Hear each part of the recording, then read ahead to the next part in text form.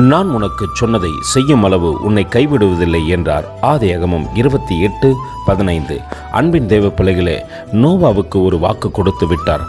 வாக்கை கொடுத்தவர் தேவனுக்கு நோவா கீழ்ப்படிந்த போது அந்த வாக்கை நிறைவேற்றத்தக்கதாக அவரோடு கூட இருந்தார்.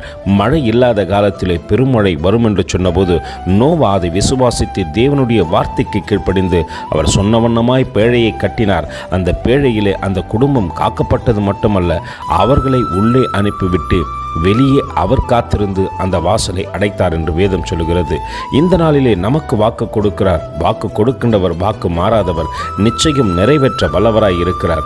அவர் நம் வாழ்க்கையிலே சொன்னதை செய்யும் அளவு நம்மை கைவிடுவதில்லை. அந்த அன்பின் தேவனுக்கு நேராய் நம்மை தாழ்த்தி தரைமட்டமாய் ஒப்பு கொடுப்போமா? கர்த்தர் தாமே உங்களை ஆசீர்வதிப்பாராக. ஆமேன். எங்களோடு கூட இணைந்து ஊழியம் செய்ய விரும்பினால் இந்த வார்த்தைகளை மற்றவர்களுக்கும் பகிர்ந்து கொடுங்கள். இது ராஜ்யத்தின் சுவிசேஷம்.